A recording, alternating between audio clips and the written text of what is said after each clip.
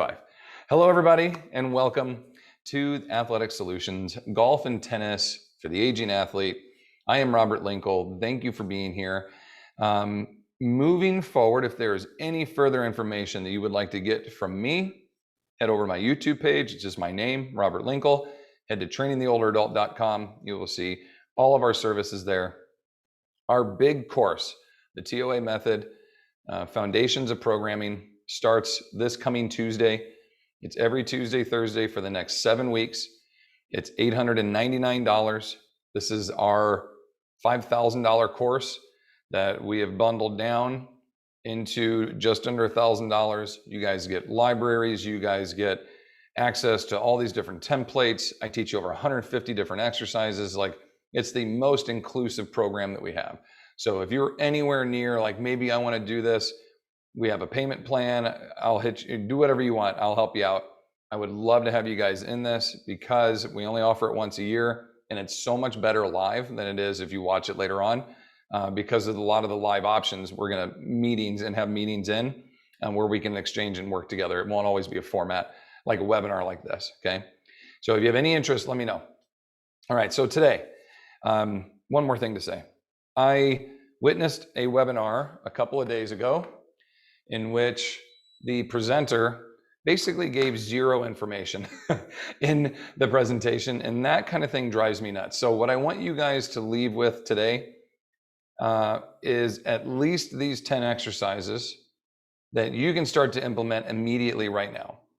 So when I start to go through these slides, the reason I'm telling you this is we're going to go through the slides. You're going to be like, I didn't get to see all of that. Don't worry, because I'm going to demo it out here.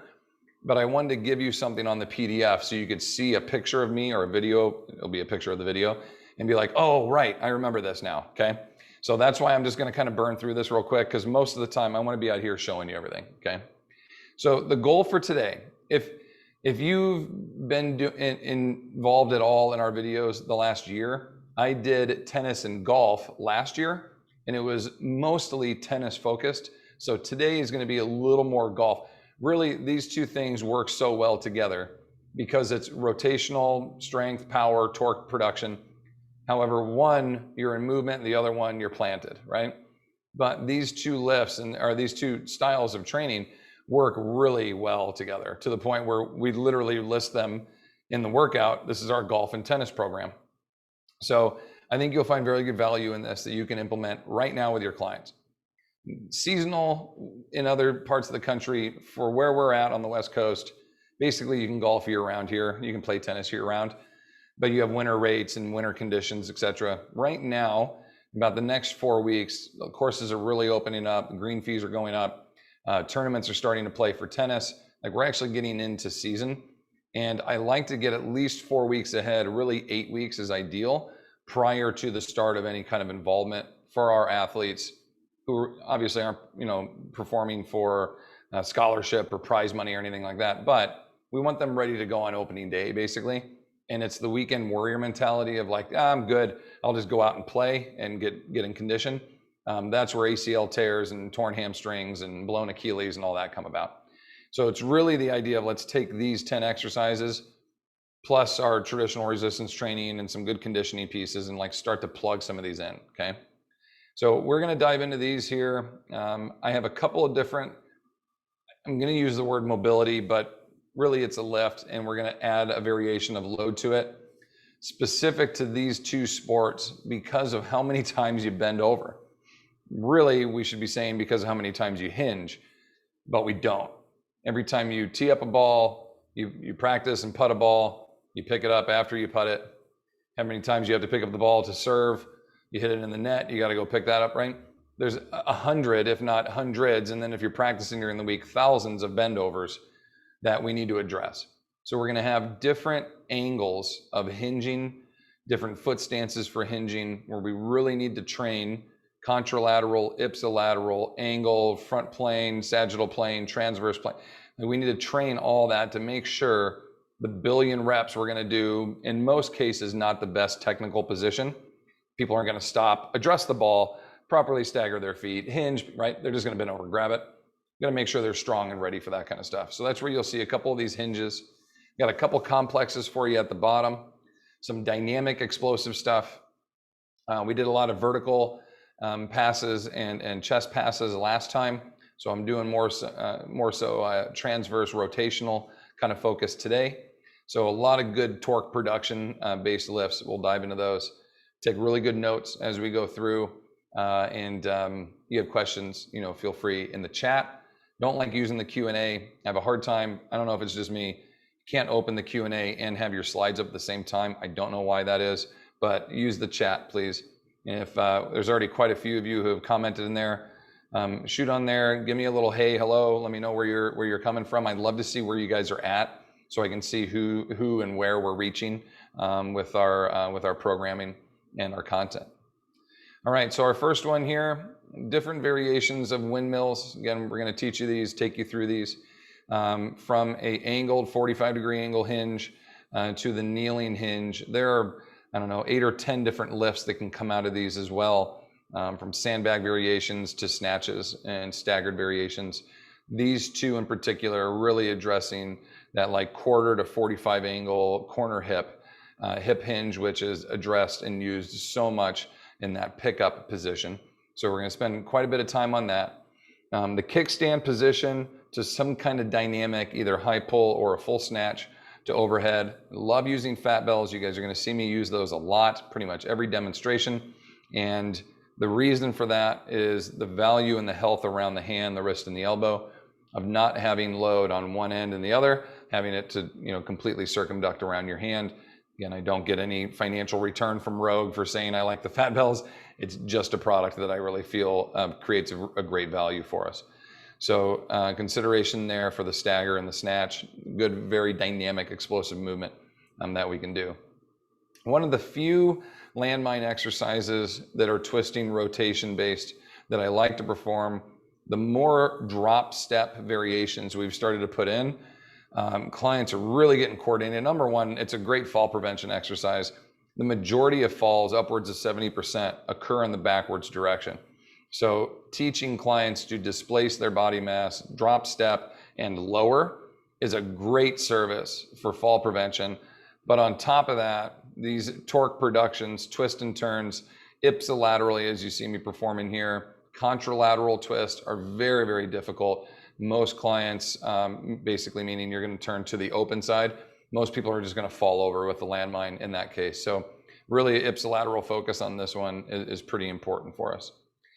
You guys may or may not have done something like this before. This is a variation of a cross chop to a toss that hammer throwers, strongman, Highland game athletes will do. Again, another dynamic piece to learning how to, that was a vertical, and then we have a little bit more of a cross chop here. See me losing my balance a little bit as I try to coordinate this. This drop step, wide swing, these are done very light. They are done very dynamically. Good coordination, balance, dynamic mobilities, reaction time, coordination. Like there's a lot that go into these. They are technical. They take and require a lot of practice, but do have very good benefits. In most cases, these are wind-ups to which you would eventually release. Being on the property that I have and the environment that I get to train in, my clients get to let go of those. So I'll show you how we get to do it, how you can use sandballs like this in a parking lot or against a wall to do the same. But if you don't have those options, you can at least do the swing variation of it too and come into here, okay? Different toss variations from standing, staggered stance, half kneeling to kneeling. These angular pulls, these oblique based, cross-sectional, staggered stance, like just different recruiting based positions to create some dynamic, explosive, pulling actions. We're not trying to replicate sport performance movement. That's one of the biggest mistakes, especially in tennis and golf. You'll see, I think it was Vijay Singh who, drop out of here real quick. Vijay Singh back in 2000, something like that. There was a video of him and he's got a med ball and he's doing this. Like a 35-pound med ball. And every golfer, believe you me, every golfer in our club was like, we need heavier med balls. We got a VJ who's swinging these things. Like, you're taking a sport performance-based movement. You're loading it with something 400 times heavier than your golf club, 10 times heavy, whatever, right? Extremely heavy. And then you're replicating it in the action which you produce that you're trying to do very explosively, smooth, and dynamic. And it's really slow, choppy, and muscular. You have this gigantically heavy implement. Does any of that sound like it makes a match? Well, I get stronger in that range of motion. Well, if your golf ball is 800 pounds, right, and you have to like clip it with something to get it to move, maybe that muscular component to it would be there, but this is a dynamic action. So trying in some cases to sell your client on the idea, we don't need to replicate your golf swing, but what I need is for your body to learn how to recruit, move something quick, and let go of that shit. Like you have to, that's what I like about throwing things, is that you get to release it. We get to have this build up, acceleration, and let go. And you're like, well, you don't do that in tennis and golf. The transfer of the power goes into the implement through to the other component, and that goes away. So you're either going to throw something or transfer that load into something else that goes away from you, right? Like you don't hit baseball and then throw the bat. You transfer all that momentum into the bat and that trajectory to the ball. Or I can just stand there and chuck that bat as far as I can. Either way, I'm swinging that thing the same way. Make sense? So power production does not and should not replicate sport performance movement in terms of what they're going to perform.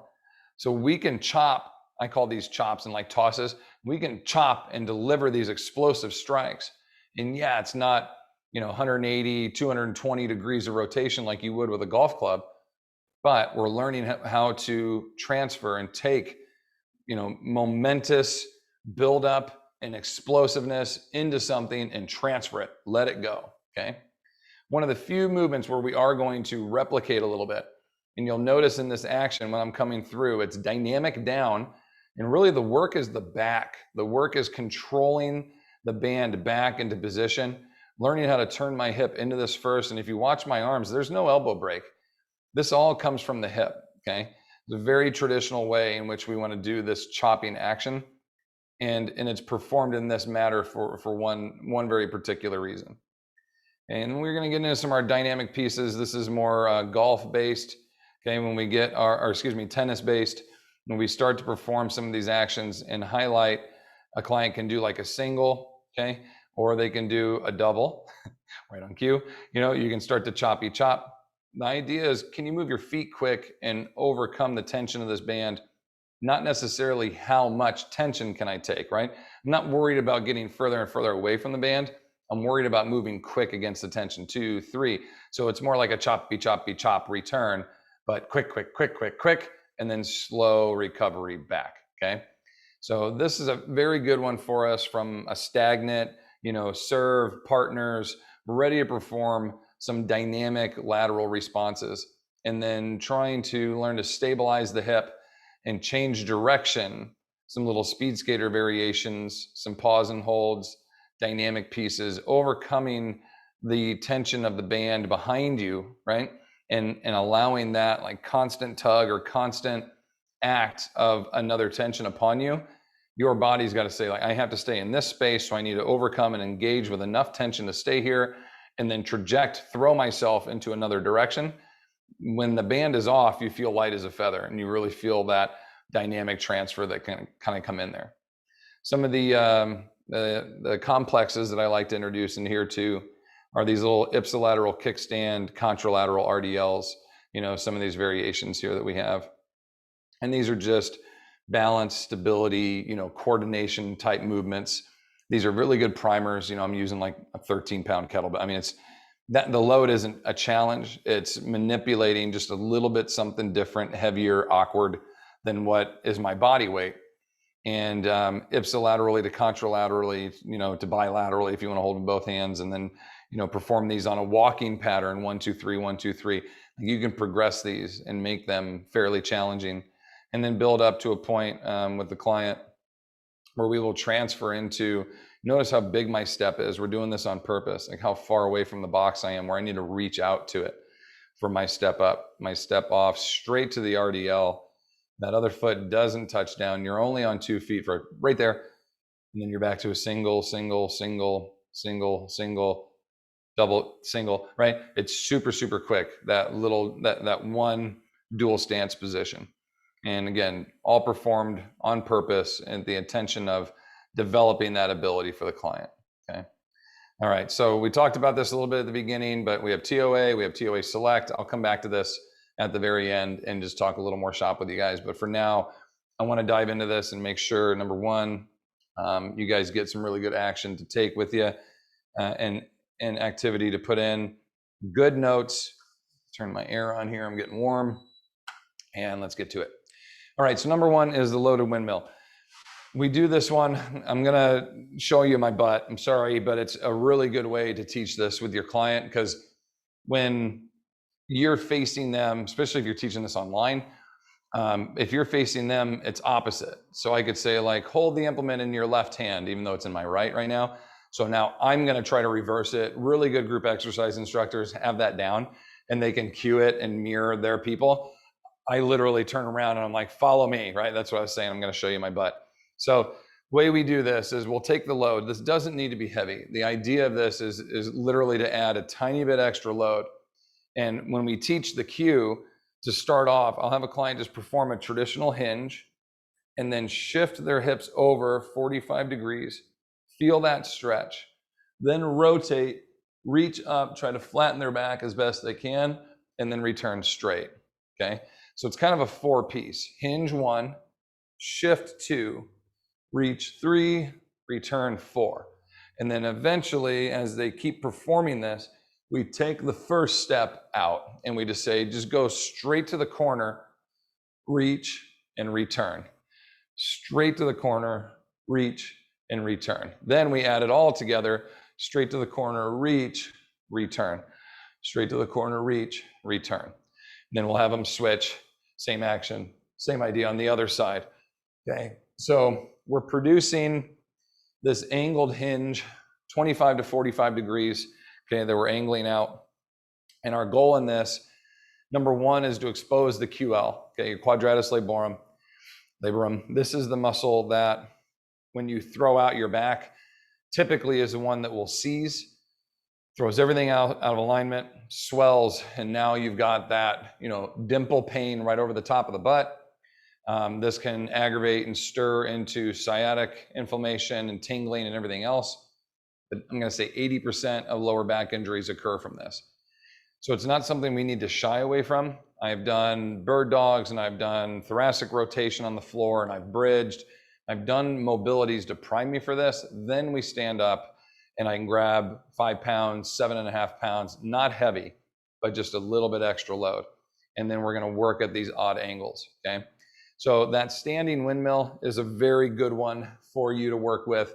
I would say clients that are a little bit more advanced or just a little bit more mobile could perform that one right from the get-go. Never a bad idea to just start somebody on the floor first and then progress to that. So cues from the kneeling position, I use the term railroad track. Left foot's on one track, right foot is on the other track. Everybody with me there? So I'm shoulder width apart, right? Well, if I pivot my right foot over and put it on the left track, it's no longer in alignment with me. You guys see what I'm doing there? Okay. Turn about for you. So I'm on the tracks. I'm going to pivot my foot over and get it out of the way. By pivoting that foot, I can open my pelvis and it allows for an easier hinge, where when my hip is straight, my hinge is more back-based and not hip-based. So I want to pivot and free up. It reduces all the pre-stretch on the erectors and allows my pelvis to turn out more. So this pivot, super important, okay? From there, same thing, 25 to 45 degrees. I'm going to push my butt out and place my hand on the floor 6, maybe 10 inches away from my knee. Almost everybody likes to do this. They like to fold forward. This is a different lift, okay, or a different stretch that we're performing. This is an angled hinge, windmilled hinge. So I'm going to place this right next to my knee. You can do a flat hand, you can do knuckles. I have a wrist injury, I do knuckles, okay? And then from here, tailbone out and up. I try to flatten my back. I'm going to reach up and open back as far as a mobility goes, okay? Primer action here, mobility. Now to load this and make it a lift, you hold your kettlebell, hand through, bottom up, dumbbell, fat bell, whatever you want. constant reach and look up, displace the hip down into position, and we call it a deload, meaning I put all the weight on my hand and then re-engage my back and come up. Come down, deload, re-engage my back and come back. Now, why deload? If I just come down and touch and return, does my lower back ever get to relax? No, it's constantly on. Get out of there. It's constantly on. And the problem with that is you're not allowing that stop start. You're dimming, okay? Light as more of an example. I want to turn the switch off, turn the switch on, because that's what's going to happen when I hinge to pick up a ball and then I take it, or I grab the tennis ball, pick up my putter, whatever else it is. So I need on-offs. I don't want dimmers, dark and light, right? And so the lower back doesn't really get to shut off, unload, transition, turn to where it's deloaded, unengaged, and then from the exposed position, re-engage to return. I'm not saying that when you bend over to pick up the ball, you're gonna deload or relax your back or your hamstrings or your glutes. But if I can train, this is an overtrained component, with eccentric stretch to help me return, that's greater than a dead start. You see what I'm saying? If I'm able to reach over, grab my ball and go, that's gonna be a more dynamic, more successful lift, eccentrically through my hamstring, my glute, my erectors, where if I come down, shut off my weight, turn it all off, I've lost all that eccentric potential to slingshot me back up. So now it's just brute strength, engage, pull back, come down, unload, shut it off. Brute strength, engage, come back. So the musculature is really learning how to contract and engage without any assistance.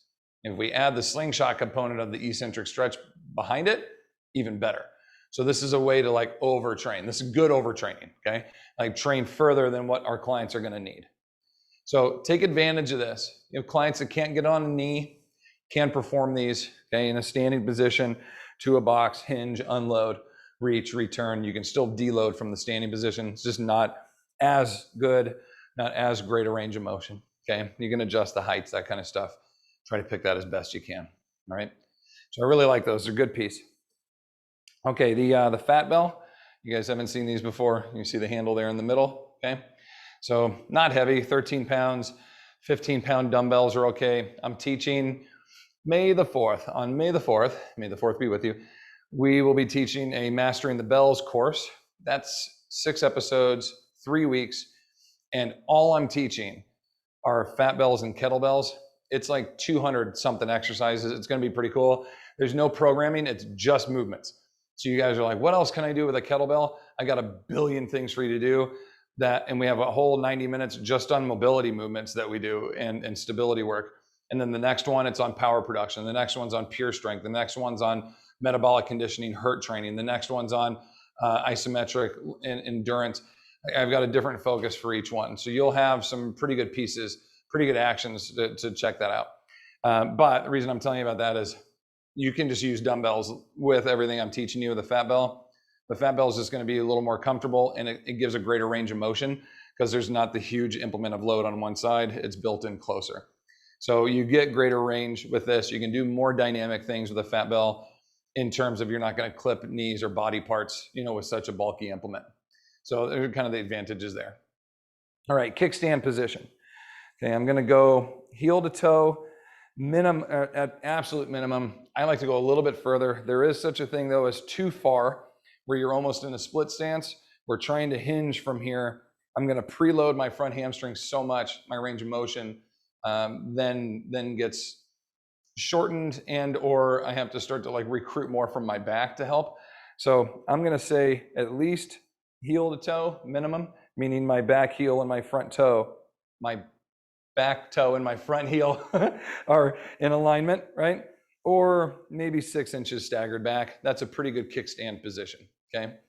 Now, the idea of the kickstand is to preload this front hamstring, give it a greater stretch as I hinge. So get the client comfortable with this guy. Counterweighting, watch my opposite arm. Counterweight, the left arm comes up and back. When I counterweight, I throw my arm back. That gives me an engagement of reaching the arm And when I create my momentum, the arms are going to switch. The counter arm does two things. Yes, there's momentum, but it's also dictating a counter load to posture against. When I throw my arm back, I lift my chest up. When I throw my arm forward, I lift my chest up, right? So it's a constant counter, down and back, up and forward, down and back, up and forward. And you feel the same thing if you were using a barbell. Your arms would be doing that same action if only one side was loaded. Like, it's a way to kind of create an action and a counterweight of momentum, but it also helps you establish your points and keep the posture positions that you really want to focus on. So right foot back, right hand has the weight. I'm used to my kickstand, okay? I then teach my client how to high pull. And then my variation of the high pull is I want to be able to create enough like a whiplash kind of attack from my hamstring that when my elbow comes up, I get a transition of load through here that is all momentum based. There's nothing muscular, okay? So this would be called a muscle snatch. That was pure muscle the whole way through this. They're like slow motion, right? Okay, I don't want you to muscle snatch. This has to be momentum based, or else we're not getting the power component that we want. So hinge, whip the elbow up, turn the hand over. There should be no muscular engagement in the transition.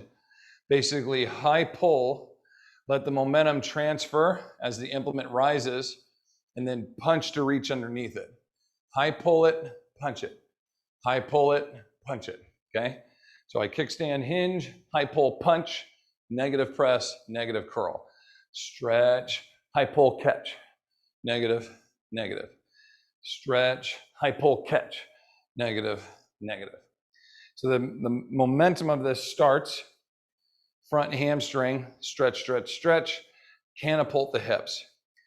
Counters, opposite arm, up to the high pull. That momentum's carrying. Momentum's going to carry overhead.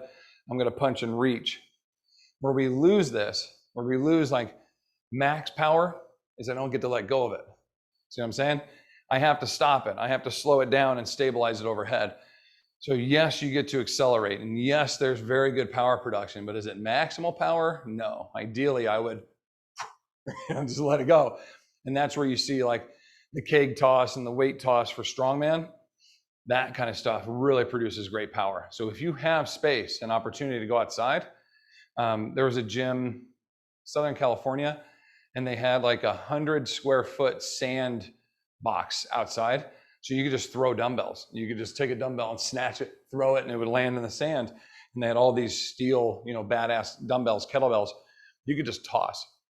So this is a very good lift to perform indoors. You can't let go of stuff, get it. But if you could go outside with a 10-pound sand ball, right, and throw that sand ball, that's a very good transition power production, and they get to completely 100% let go, explosive power production. That's what we're looking at. All right, so those are kickstands. In the other courses we're gonna do, the Mastering the Bells, I spend like 15 minutes teaching you how to do snatches. I wanna make sure we get through everything today, but if you want further information on that, you know where to find us, okay? All right, my landmine. Rotation component to this guy with a drop step. Ipsilateral is going to produce more stability for the client than contralateral is. I'll show you what I mean by that. If I drop step right, transition my momentum here as I come down. If I open to the left, I'm turning towards the block leg in front. So the two stabilizing loads are going to kind of meet towards the middle. This front lever, the lever of the bar. And then I can return and then come to standing. Drop step, rotate, pull back, step, drop step, pull back, drop, return, okay? So I can do that. If I try to go to the contralateral side, I don't have a block leg in front to help me. So the only way I can counter is by leaning away, right? So this action becomes a little bit more about like counterweighting, which is still good. It's a very good way to get people strong. But typically that's if you're gonna have to counter an implement that you're gonna throw in strongman, track and field, something like that. Since we're not letting go of our implement, I think turning towards the ipsilateral side is a little bit more beneficial for us. If you were gonna throw it, if you were a pitcher, if you were a strongman, a shot putter, discus thrower, then I would find contralateral twisting to be a little bit more beneficial, okay? So it just depends on who we're working with. In this case, two sports where we're not letting go of the implement, okay? So drop step, establish your lunge position. You can extend the arm or shorten it. Short little turns are very well controlled. Longer levers are much harder to control. Client can manipulate that as best they want. There are 15-pound aluminum bars all the way up to 100-pound elephant bars that you could utilize on this into your landmine. Very fun lift. I like to start with a client in the beginning and just having them do quarter turns with the landmine and learn what it's like to move your hips with the implement and not just twist your thoracic lumbar spine, right, and twist away. So there's a little component to teach into there first, and eventually working into that drop step. You're going to see a lot of tennis actions initiating forward back. The drop step is a continued action. If they're waiting for a ball to come back, there's a drop step. If they're the counter to the server, typically there's a drop step, or they're going to attack and go forward and they overcommit, and then they have to drop step. Like drop stepping for tennis in the sport is pretty productive, and implementing that in with, as you saw, I repeated it every rep, right? I drop step, perform the action, return. Drop step, perform the action, return. As opposed to I drop step once and just stay here. I'm not getting the benefit of practicing that drop step. And fall prevention wise, awesome athletic component. When you drop step or any direction and your hips get lower, your ability to change direction is much greater than if I'm just standing up straight trying to react, right? So good benefit to our client in that ability. All right, our cross swings. So again, a technical lift and a technical component to this. Let's start with the idea and the action of just the swing, okay? So I'm gonna hold a right hand, put my right foot back. And you'll notice my split, it's not a lunge or a split squat. I would be wider. It's a short, it's like 70%. I could still do a curtsy lunge, okay, which is something we do. So it's that kind of position. My knee's not gonna drift too far over my toe. It'll be close, but again, not a huge concern, just kind of establishing where our range is. And what we want here from a shoulder component is momentum and tempo and rhythm. So we just get the client to kind of learn how to like counter swing and work with the implement, okay? And typically I'll be in front of them and I'll act on this arm and I'll push it back, and push it back. And I want them to learn how to pendulum, okay? And my pendulum is engaged. Watch my shoulder, I'm gonna unengage. I don't like doing this, but you gotta see the difference. Unengaged. You see that yanking component? It means I'm not muscularly involved on this. I'm still in rhythm, but I need muscle. Like I need to show you guys that I'm engaged on it and I'm working the rhythm and the joint is tight, okay? That component versus dangling, jingling around. People don't know. You're like, of course, right? People don't really know. They're like, you want me to just swing this thing back and forth? And it's like clipping their thigh and smacking on, just like with carries when they're carrying and the weights are flopping all over. You're like, you're lumbering all over. Be tight, right? Like that game you do, and my dad would do this. I would hold my arms down and he would grab my hands and like lift me up, and he would try to turn me over and like press me. Back in the day when he was athletic. And like you'd get tight and people try to lift you, like get tight like that. That's what I need. So same idea. It's like when I'm gonna engage this guy and get tight on it, right? But I want good rhythm, okay? And I can get into my hips a little bit and get into my rhythm. And then when I'm ready to go here, I'm just gonna push it back, tighten up, push it back, tighten up, push it back. And I can start bringing this up a little higher, get a little bit more break, okay? And there's good rhythm in here, okay? Now, you're like, what are we doing this for? There's a pendulum effect that we look to benefit at with the swing. The point of the swing is to take this momentum down, eccentrically stretch the hamstring, transition load, acceleration phase, all the way up. There's a follow through, prepare, stretch, accelerate up, follow through, prepare. See what I'm saying? The idea is like, I'm gonna swing this like I'm gonna let go of it. I don't. And then I transition, get the eccentric stretch benefit, accelerate it back up again. The swing, it happens so quick, we don't think of it that way. Prepare, throw it, slow down, prepare, throw it, slow it down. Same thing, but just for the upper body. So we can teach good stability and reaction force activation here with the upper half. Really good for those like wrist, elbow, shoulder injuries where they just don't, like, instead of doing all of our shoulder, rotator cuff, where can I really get like some hard, tight in traction, like pulling in activation strength, right? To stabilize something and work it in a fairly active action. So they're just little swing chops, really kind of built for the upper half, right? I can get up to about 25 pounds, 12 kilos, and that's about it. Okay, I can feel my shoulders are like, yeah, you're starting to max. This is getting it's gonna get a little crazy. There's a cardiovascular piece to this too. You do 2 sets of 15 or 20, you'll feel the breathing. Your core is tight to kind of counter and work with this.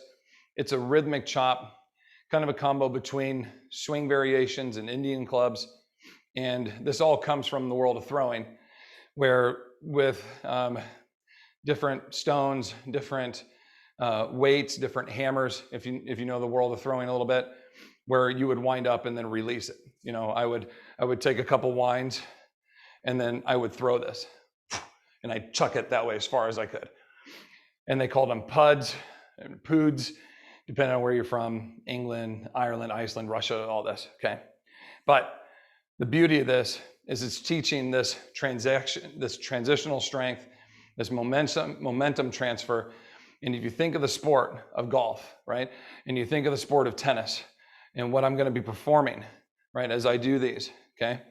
If I'm going to take this, I'm going to do something here and just kind of watch my rhythm, okay?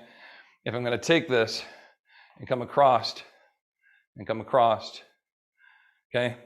I'm replicating the sport action to show you what the rhythmic value is. Don't do this. I'm just showing you, okay? That's the idea though. It's like, oh, we got this opportunity to like transition momentum, accelerate, transition it, accelerate. It's like baby swings, baby releases, baby opportunities. But I can do this in an endurance format that's going to be valuable. Little bouts of transition, accelerate, follow through, accelerate, follow through, right? And I can just do little preps. So try these small, light little weights. Do not do the golf swing. I was primarily showing you that the idea of transfer of rhythm, not to actually do that action, okay? So these take a little bit. Again, we'll spend more time on them in other courses if you want to learn more. All right, our tosses here, the sandballs. A couple ways you can do this. You guys probably have better setups than I do in terms of the coolest thing I've ever seen as far as throwing stuff like this. Sacramento Kings, they have a wall, and the whole wall is reinforced, and then it has a pressure gauge built into it. So when I'm kneeling and it knows Robert Linkle code, whatever, right? It knows what my max effort is. When I take this 10 pounds and I go, the whole wall goes, that was 35 pounds of pressure, and the whole wall goes green. And then I do my next one. And it's like 20, 32, green, 19, red. It shows in the percentage, in the range, in the capacity, whatever you program. So you're like, don't let it drop below 80%. And I just thought that was the coolest thing. Like if you always want to work at high power capacity, 75, 80% loads are where you want to be at, right? Well, this isn't a super heavy load. So how much power production can I put into this? Anywhere between like 6 and 8 reps, we're probably going to start to slow down, you lose it.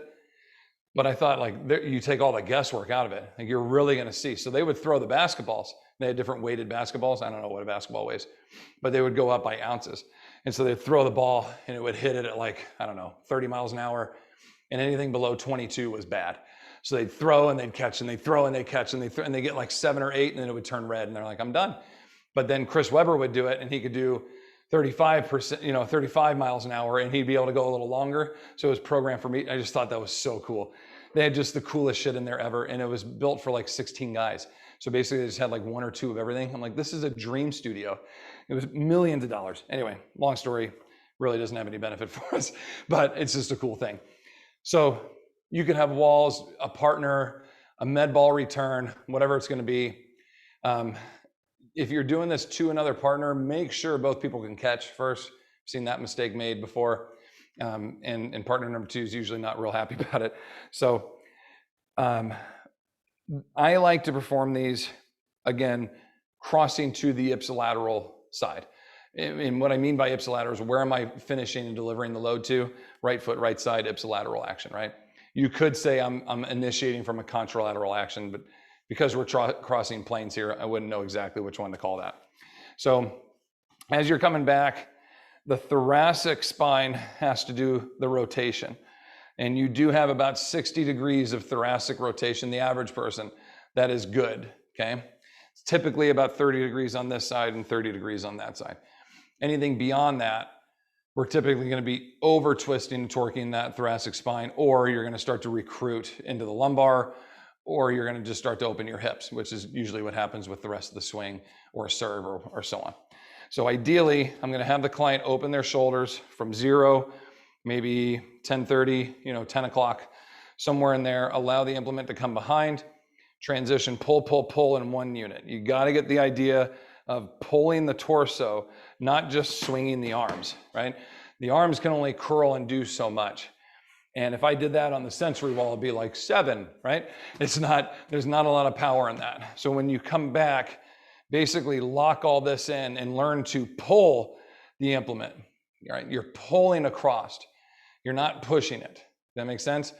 I'm engaged here tight, cross, transverse, oblique, and I'm engaging that cross section, boom, and delivering the power, boom, delivering the power, boom. Like I want 6 or 8 efforts where they're really like raw, rather than 30 where they're just like, chop the wood, just get it done. That's muscular endurance. This is power production. And so you want the grit, action into each one. That's definitely next level production, okay? So standing, kneeling, you can go with both knees like I showed you in the video, okay? Or just in the standing position, even foot, come back, deliver the power, deliver the power, deliver the power, all in one piece. One piece. You see I'm locked in here, delivering from the core in my hip, boom, right? Same action, boom, same action, boom, same action, boom. I mean, it's all transfer of power. So practicing that in any direction will be transferable. Doesn't have to be, along that plane. I keep beating that horse, but surprisingly, there's still debate. Okay, back half. These little back half chops, back half swings. I like them high because the idea is same thing we did over here. I was pulling across release. Now I want to pull down return, right? So it's like the back swing for the golfer as I put my left hand on first, but my right hand goes over and I'm pushing this right hand down, and I want to push down so hard that the hard part now for me is the controlling torso wise, the control of the torque coming back, okay? I can use a little drop momentum. I can use a little grit and just like power this thing to here. And now the work starts. Slow, slow, fight it, chop. Slow, fight it, chop. Slow, fight it, chop. Engagement, once again, thoracic, right? As I'm coming up here, I have to open my hip and get my hips into this at some point. But I'm trying to create straight arms so I'm not breaking, right? Trying to create that core activation, downward strike, and then that good eccentric control, fight that tension. Moving away makes this harder. Up banding makes this harder. It's a good, aggressive, striking action for your client. But it's not, in my opinion, it's not going to jack up their swing. There's no weight to it. There's tension and activation. But I'm only working this back half action. And if I engage this properly, where I'm pulling primarily from my trunk, maybe it just looks like a swing, but really what I'm producing in my action here is a rotation strike, which could be that guy, it could be the toss, it could be anything else we've shown you, right? Just different angles of attack, different tensions that you can use. And again, I like that high angle because things coming from low, you can, work up and work back from the follow through. Just a little goofy for some clients, that action pulling from low and coming up high, it doesn't come as naturally. There's more aggression in the idea of striking down because the follow through then goes up, which is slow, reactive. Doesn't necessarily mean that wouldn't be beneficial. That could be another talk and a deeper talk. All right, our slides now. Let's get into the slides. I know I'm not going super deep on each of these. I would like to, and give you guys a little bit more, but I wanted to make sure I gave you at least 10 things. You're like, okay, we can start to implement some of these and get some good pieces into it, okay? Throwing stuff's fun, gang. I'll just tell you right now, like, people love to throw stuff. You get a chance, like, you're in a place where there's a basketball court, or you can go outside, or there's some places have like batting cages, they'll have those. We used to throw discus shot put into the batting cages, and you could do the same thing with clients. Take the sand ball out and throw into the net. It'll roll down, come back, throw into the net. Brick walls, whatever you can get. Get creative with your people. All right, so our lateral slide. The golden rule of the lateral slide. You guys can use NT loops, 2 super bands tied together. Golden rule number 1 is check your equipment, make sure none of the stuff's gonna pop off. Your client will never talk to you again. The welt will be nice, okay? Rule number 2, second rule, is whichever direction I'm going, that foot moves first. So if I'm going left leg moves first. If I'm going right, the right foot moves first. And I'll show you why in just a second, okay?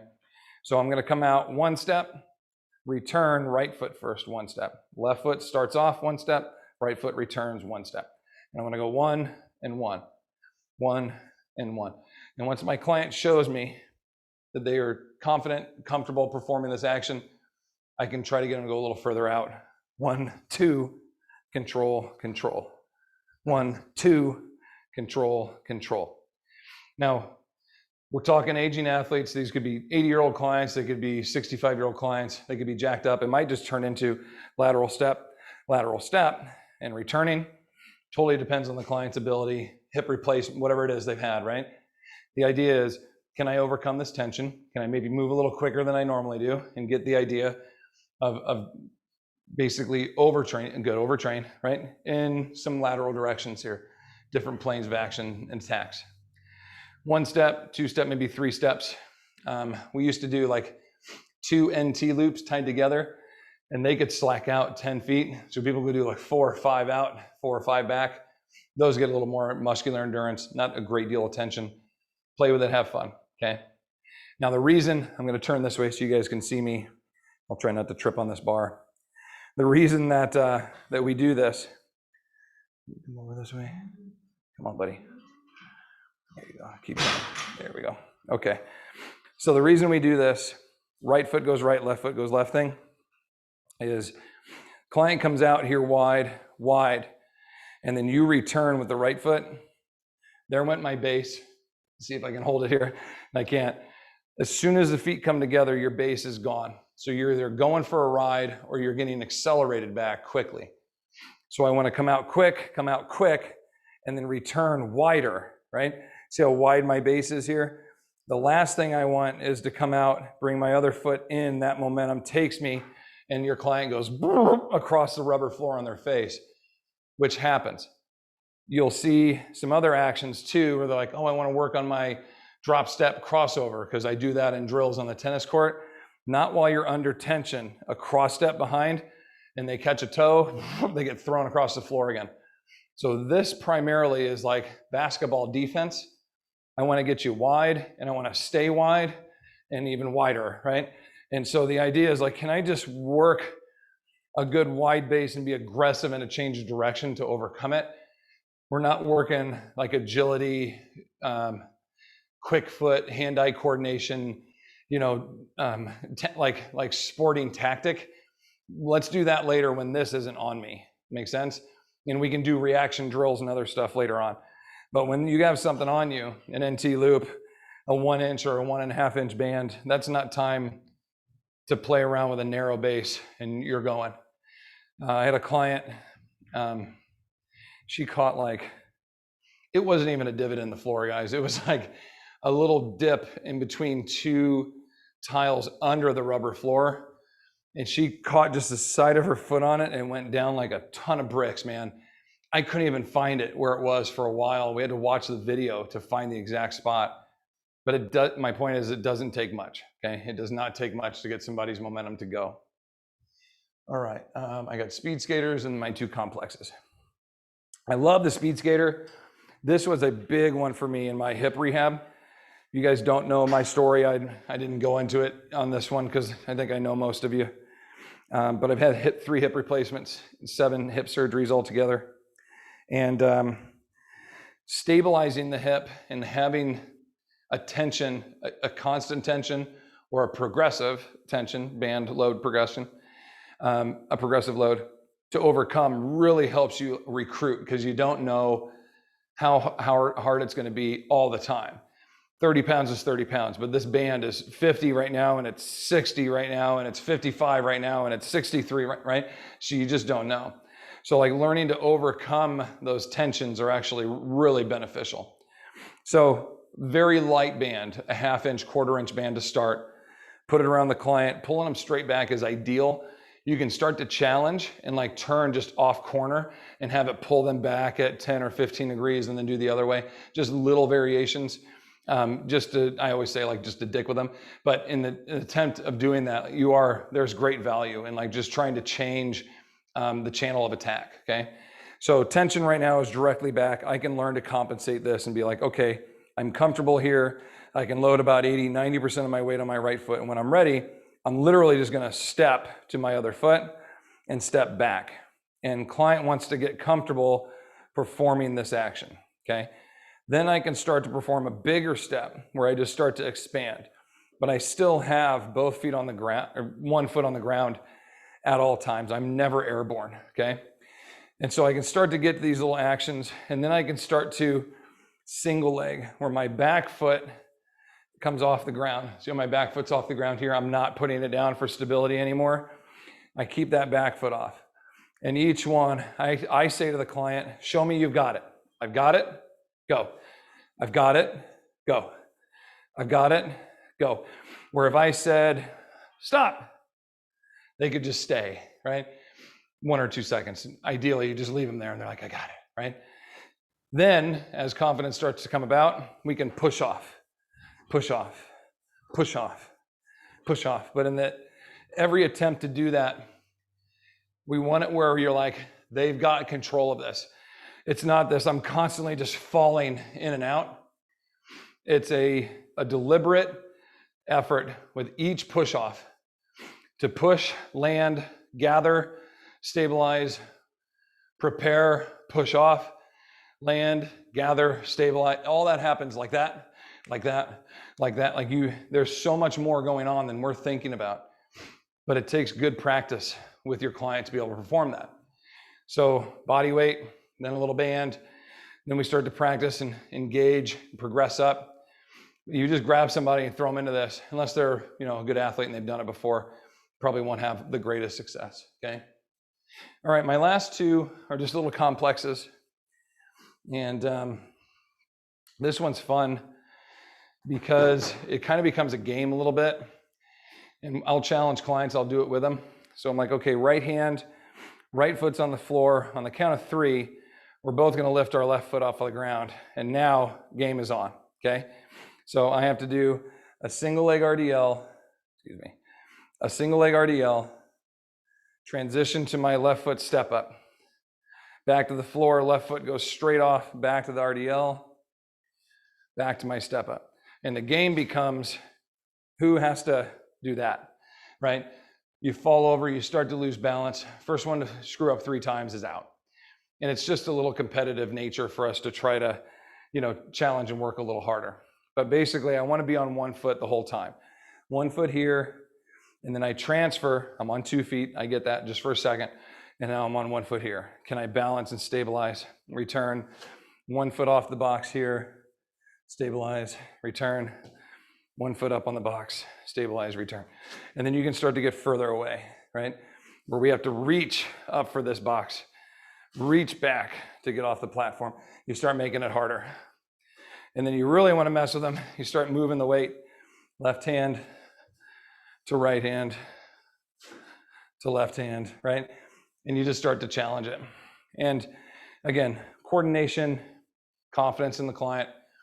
I'm showing you this isn't 80-year-old grandma can't move, wants to play tennis again, but just had a hip replacement. This is 89-year-old grandma who's been playing tennis her whole life, who's in very good shape and can do this action. You see what I'm saying? So just because I typically train people on working with clients who are all jacked up and banged up and helping them get back, a lot of times those people get back into being athletes, being competitive. Athletically minded is my terminology I like to use. Athletically minded, meaning they want to work hard, they want to challenge themselves, they want to feel like they're in training, they're not exercising. And that mindset, my wife has gone through right now, where she's like, yesterday we were walking, and she goes, I feel like an athlete. And I said, yeah, like that's what I wanted to hear you say. Because you're not just fitness exercising, which is totally fine. I'm not dissing that. That's what most of us do.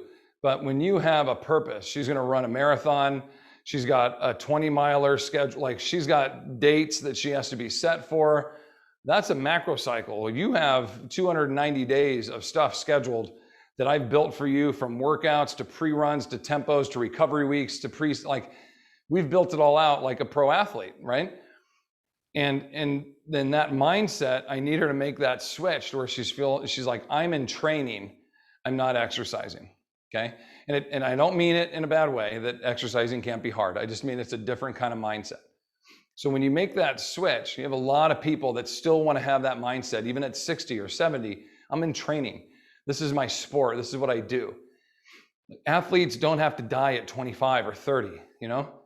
You're like, oh, you can't go and do that anymore. You're too old. Like, fuck off. That's like, sorry to say, but I still want to be athletic. You've had 3 hip surgeries. You shouldn't be doing that. Come on. We have to live our lives, man. And let me give you some stuff that will help you do that again.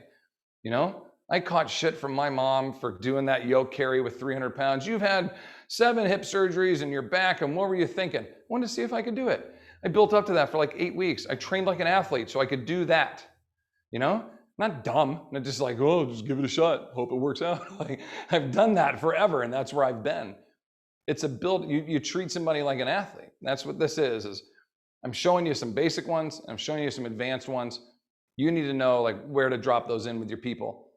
And don't let their age dictate anything like that's a young person activity. I don't believe that for a minute.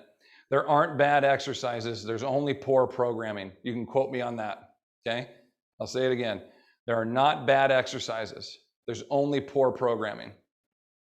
Burpees are worthless. Not if you're in the military and you fall down and you got to get up. Not if you're a fighter and you get knocked down and you got to get up. Burpees are very relevant. For your mother of 4 with a bad back, pretty stupid. That's poor programming. You see what I'm saying? So there aren't bad exercises, guys. Mike Boyle disagrees. Fine. You know, oh, this is worthless. I wouldn't have anybody do this. I disagree. I think you can find that for anyone. There's my soapbox. You knew it was coming. I had to have one, at least today. All right, last one. I'm good on time. I'm just a tiny bit over. Kickstand RDL, 80% on my front leg. Return, rear leg comes up, single leg RDL. Kickstand RDL, single leg RDL. The goal with this is to get the single leg RDL so down and get your weight so centered that when you do the kickstand, your foot barely touches the ground. I didn't even touch on that one. You see that? Okay, so basically it's a low back leg, single leg RDL. You see it? Like that's my goal, is can I not counter and lift the leg and still do the action? That shows you like some pretty good pelvic hip control. You guys notice I do all these on my right leg because that's my left one is the one that I dislocated. I don't have as much confidence in that leg. So when I have to demo, I'm always on my right. But the goal with that is like this counter hinge elevates your hip and teaches you to turn. But when I come down, if I leave my leg down, but I try to perform that again, you don't get as much pelvic tilt without release. If I lift my leg up, I'll get more. So it's like, can the single leg RDL kind of preset me and train me to turn my pelvis without the leg having to do it? So you can do the kickstand and then the single leg, kickstand, single leg. And then eventually it just becomes a single leg RDL, one with extension, one without it. Make sense? I want to show you guys one more thing. And again, I just found this company, but I think this is just the coolest thing. I've been searching for. I absolutely love Brian Shaw. I'm a huge Brian Shaw fan. He's one of the world's strongman, USA competitor, and he's won like 4 times. And he has, torque come up? You can't see because my thing's in the way. Nope, not that. Torque, there it is. Okay, so this guy right here. He has one of these that's the 4-wheeler. And what I really like about this is the idea of working with populations that basically can't run anymore and can't leave the ground. Like I'm with hip replacements, I'm not supposed to jump, I'm not supposed to run. I can, people do. You're just gonna wear through your hips super quick. And the risk and injury to reward is very, very, I'm not gonna say it's not worth it, but it's pretty risky, okay? So how can I train my body to still produce and perform extension basically at the hip and still have something explosive and still have something that I can like engage and drive through like I would sprint or run uphill or run up steps? Well, if I have something I can brace against and put my weight into, put my load into, and drive off in the back, I don't even have to run it. I can just power walk it. So there's actually research supporting basically loaded walkers for the frail elders, really old folks that can't do much, where they're like, they get more out of pushing a plate loaded walker than they do doing the resistance training program, sitting down with the balls and the bands and the little dumbbells. And you're like, so what are we missing? It's the load, it's the extension, it's the drive component. So like these types, so in where I'm at, I can't have my clients plate load a sled and then drive it all over my neighborhood. My neighbors will kill me and it'll ruin my driveway. But when I saw Brian Shaw and Dustin Portier doing this challenge and he goes, oh, that's the tank, I Googled it immediately and I saw that and I'm like, yeah, that's my next purchase. That's what I want next, because that's the piece that we miss is can I get to extension? Can I cycle all the way through my hip?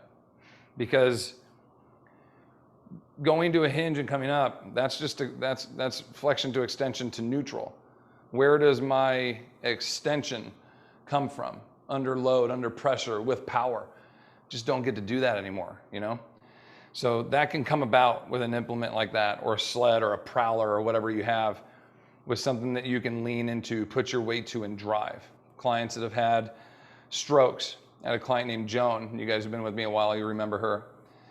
Could not walk straight. Her gait was all jacked up. We put her on the prowler, she held onto the handles, and her gait was perfect because her musculature had an engagement, not just to like pivot and wobble her body weight, but to like drive and push through something. And all of a sudden the gait pattern was there. And so 3 days a week, when she came in, she did it as a primer. When she left, she did it as a burnout. And it got way better. Her gait and her ability to like transition and push herself, she learned how to walk more efficiently and thus could walk faster because she could propel herself forward more, right? So from that point all the way to where we are with these people, right? The athletes, to teach like an explosive, powerful movement, but you've got a hip replacement, you've had a knee replacement. I don't want you to leave the ground. I don't want high impact stuff, but I still want to be able to produce that, play that, do that, inspire that, encourage that. Like that action can come about on a machine like that. So I'll be getting something like that in the very near future. Definitely will be able to give you guys some reviews and some information on that soon. All right, let's do some Q&A here. If you guys have questions specific to an exercise, put the name of the exercise in first, so when you're not like, what foot position for this? I have no idea. Like, tell me which one you got, okay? All right, Elizabeth. Did you angle your feet at the windmill? Couldn't tell. I love the feet in the 45-degree angle, but often I see people do this with one foot straight and the other foot angled. So you can, it's like putting a hood or a little bit of a cheat into the movement pattern. Ideally, both feet stay straight and the pelvis has to learn that unlock release, because the short leg, the leg that's, so if I'm going even foot out to my left, as I push out, this is my short leg hamstring stretch. This is my greater stretch, long leg. So the short leg is learning like high ischial push. The bottom leg is learning, or the longer leg is learning like ischial release, let that hamstring out more. So it's like short up tight, pivot, return, short up tight, pivot, return. Like your pelvis is learning a new release action, which is what we do when we're reaching behind the couch, when you're trying to get behind the washer to pick up the socks that fell back there, like those odd angle lifts. And you know, people are like, how often do you do that? A hell of a lot more than you think. If you guys actually go on like CDC and look at some of the injury rates and how people hurt themselves, like falling off ladders, the back throw out is like, I was in an odd angle, and when they show these contralateral, ipsilateral breakups, it's a trip. So it's amazing how they've been able to track back and see like how many injuries come from these awkward positions we're in. We got to train that. So that particular movement, that 45 to 25 degree angle, ideally hips straight, teach that pelvis to move, but you can like duck the feet out a little bit, and that just frees up the hips a little more for people to pivot, to hinge a little better. I also have one guy that's got just like the tightest hamstrings ever. I hate doing this, but I elevate his heels a little bit. It frees up that momentum. He does about 4 or 5, then we move the plate and he's back on the ground, and then he can do it a little better. It's just like a pre-release, but it's not something I would ever lift him on or have them. I think that's a pretty big mistake actually, to have people lift with their heels elevated another time, but something to check out, okay?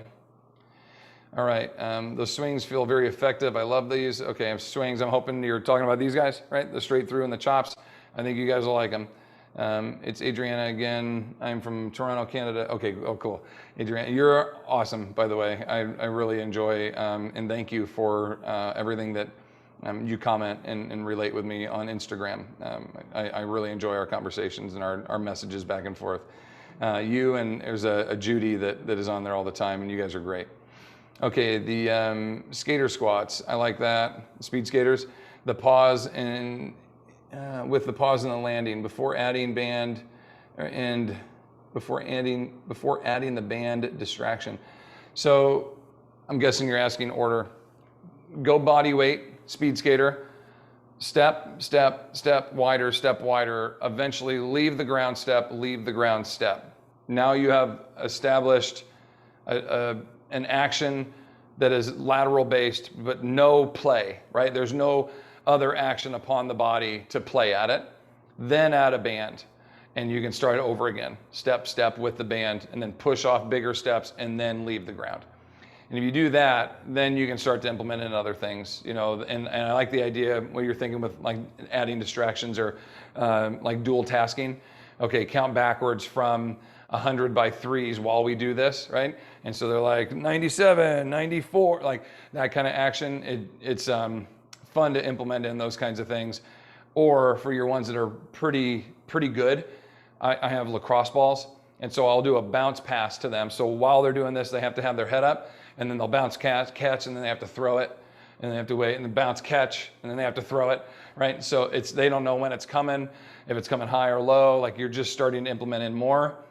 That's a very good cognitive component, dual tasking, tritasking, like starting to put in some things where the brain has to coordinate, see, respond, or verbally communicate with you. All great stuff to add, okay? But mastery has to accompany first before you guys move to that. Like you have to know they're not gonna eat shit, stepping back and forth, and then you're like, catch it. You know, like you gotta know they're really good at this, and then you can implement in something there, okay? Where can we find the recap for the video or the recording? So I know there's a lot of stuff, guys. That's the thing, is I always want to over deliver. I would rather you leave going, I got to watch this again, than leave going, he didn't really say much, I just wasted an hour of my life, right? Like that would be a huge insult if you guys left and said, didn't get much. And I'd be like, I'm done with this, because that's, anytime you hear me talk, I want you to leave going, worth my time, okay? So I hope I did that for you today. I'll put it on YouTube.